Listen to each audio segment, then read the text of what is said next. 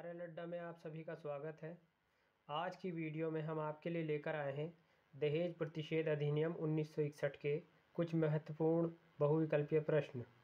UP PCSJ 2023 के syllabus में जो नए एक्ट जोड़े गए हैं, दहेज प्रतिषेध अधिनियम उनमें से एक है। जो बहुविकल्पीय प्रश्न इस वीडियो में पूछे गए हैं, ये परीक्षा के लिए बहुत महत्वपूर्ण साबित हो सकते हैं। इससे पहले भी हमारे द्वारा एक वीडियो बनाई गई है जिसमें दहेज प्रतिषेध अधिनियम के कुछ बहुविकल्पीय प्रश्न पूछे गए हैं। So let's begin. पहला प्रश्न है, दहेज प्रतिषेध अधिनियम 1961 के कौन से क्रमांक का अधिनियम है?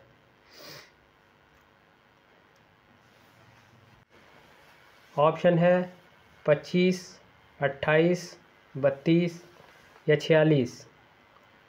इसका आंसर है 28। अगला प्रश्न है, दहेज प्रतिषेध अधिनियम में कुल कितनी धाराएं हैं? ऑप्शन है 10, 11, 15 या 16। इसका आंसर है 10। अगला प्रश्न है, दहेज प्रतिषेध अधिनियम में धारा 3, 4 के उल्लंघन में सबूत का भार किस पर है? ऑप्शन है व्यक्ति जिसने परिवाद किया, व्यक्ति जो मना करता है उसने दहेज नहीं लिया, दोनों पर या कोई नहीं। इसका आंसर है व्यक्ति जो मना करता है उसने दहेज नहीं लिया। अगला प्रश्न है, दहेज लेने या देने का करार होता है। ऑप्शन है अवैध, शून्य, अवैध एवं शून्य, केवल दंडनीय। इसका आंसर है शून्य। अगला प्रश्न है, दहेज प्रतिषेध अधिनियम किन पर लागू नहीं होता? ऑप्शन है हिंदू, सिख, बुद्ध या मुस्लिम। इसका आंसर है मुस्लिम। अगला प्रश्न है, दहेज प्रतिषेध अधिनियम में दहेज मांगने पर कितनी शास्ति है? ऑप्शन है कम से कम 6 माह से 2 वर्ष, 6 माह से 5 वर्ष, जुर्माना 10,000 रुपये, ए एवं सी दोनों। इसका आंसर है ए व सी दोनों। अगला प्रश्न है, निम्न में से कौन सा कथन सत्य है? ऑप्शन है पक्षकार नातेदार दहेज मांगता है तो दंडनीय नहीं है। यदि नातेदार भेंट देता है रूढ़िगत तरीके से परंतु अपनी आर्थिक सामर्थ्य से अधिक दहेज है, विवाह के दौरान दिया गया भेंट दहेज है, उपरोक्त सभी सत्य है। इसका आंसर है यदि नातेदार भेंट देता है रूढ़िगत तरीके से परंतु अपनी आर्थिक सामर्थ्य से अधिक दहेज है। अगला प्रश्न है, दहेज प्रतिषेध अधिनियम में शास्ति है।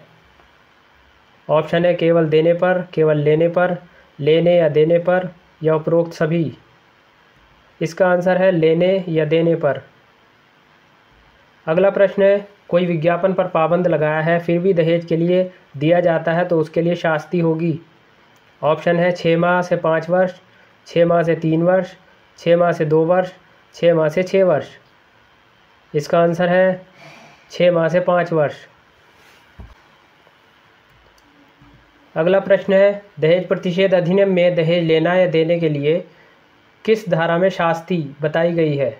ऑप्शन है धारा 3, धारा 4, धारा 5 या धारा 6। इसका आंसर है धारा 3।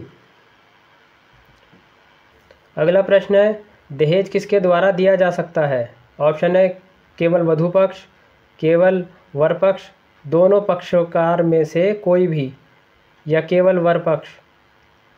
इसका आंसर है दोनों पक्षकार में से कोई भी। अगला प्रश्न है, दहेज प्रतिषेध अधिनियम कब से लागू किया गया है? ऑप्शन है 20/5/1961, 21/6/1961, 1/7/1961 या 20/7/1961। इसका आंसर है 1/7/1961। अगला प्रश्न है, दहेज प्रतिषेध अधिनियम कब पारित हुआ था? ऑप्शन है 20/5/1961, 21/6/1961, 1/7/1961 या 20/7/1961। इसका आंसर है 20/5/1961। दहेज प्रतिषेध अधिनियम का बेयर एक्ट PDF फॉर्मेट में अपलोड किया गया है जो डिगलॉट एडिशन में है। डिस्क्रिप्शन में लिंक दिया गया है, आप वहां से उसे डाउनलोड कर सकते हैं। UPPCSJ 2023 में जो नए सब्जेक्ट जोड़े गए हैं उसके MCQs की एक बुक बनाई गई है जिसमें 600 से अधिक प्रश्न हैं।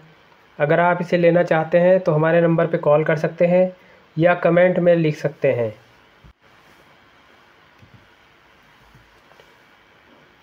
अगला प्रश्न है, विवाह के प्रतिफल स्वरूप विज्ञापन पर पाबंदी किस धारा में लगाई गई है?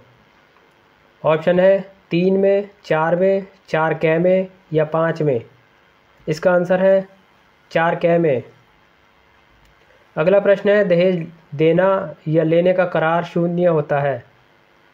ऑप्शन है धारा 5 के अंतर्गत, धारा 25 के अंतर्गत, धारा 7 के अंतर्गत या धारा 2 के अंतर्गत। इसका आंसर है धारा 5 के अंतर्गत। अगला प्रश्न है, धारा 3 एवं 4 का अपवाद प्रस्तुत करती है। ऑप्शन है धारा 5, धारा 6, धारा 7 या धारा 8। इसका आंसर है धारा 6।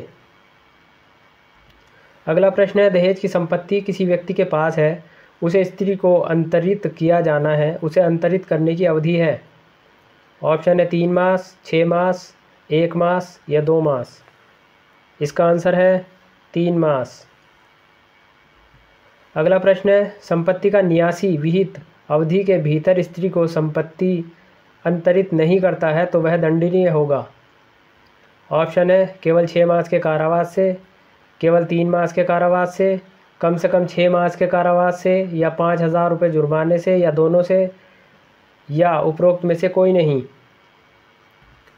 इसका आंसर है कम से कम 6 मास के कारावास से या 5,000 रुपये जुर्माने से या दोनों से। अगला प्रश्न है, इस अधिनियम के अधीन अपराध का संज्ञान ले सकता है और विचारण कर सकता है। ऑप्शन है महानगर मजिस्ट्रेट, प्रथम वर्ग न्यायिक मजिस्ट्रेट, यथास्थिति A या B, द्वितीय वर्ग न्यायिक मजिस्ट्रेट। इसका आंसर है यथास्थिति A या B। अगला प्रश्न है, इस अधिनियम के अधीन अपराध होता है। ऑप्शन है संज्ञेय, अजमानतीय और अशमनीय, संज्ञेय और शमनीय, असंज्ञेय और अजमानतीय, असंज्ञेय और जमानतीय।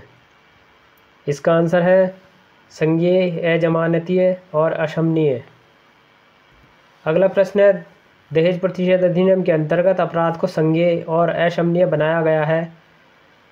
ऑप्शन है धारा 8 के अंतर्गत, धारा 9 के अंतर्गत, धारा 10 के अंतर्गत या धारा 11 के अंतर्गत। इसका आंसर है धारा 8 के अंतर्गत।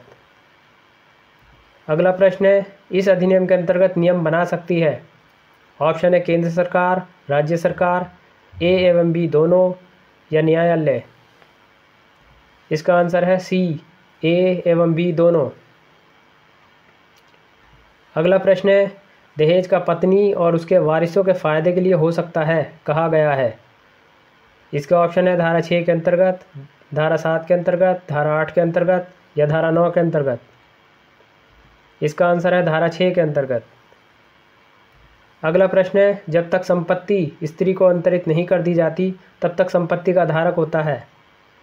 ऑप्शन है न्यासी, मालिक, न्यासधारी, हितग्राही। इसका आंसर है न्यासी। अगला प्रश्न है, सही सुमेलित युग्म नहीं है। सूची फर्स्ट और सेकंड। सूची फर्स्ट में है धाराएं और सूची सेकंड में प्रावधान। धारा 2 दहेज की परिभाषा, धारा 5 दहेज देने का करार शून्य, धारा 8 अपराध संज्ञेय एवं अजमानतीय, धारा 9 अपराधों का संज्ञान। इसका आंसर है धारा 9 अपराधों का संज्ञान। तो ये है कुछ दहेज प्रतिषेध अधिनियम एक्ट के कुछ महत्वपूर्ण बहुविकल्पीय प्रश्न। अगर आपको लगता है कि ये जानकारी आपके या आपके किसी मिलने वाले के काम आ सकती है तो हमारे चैनल को सब्सक्राइब करें और शेयर करें।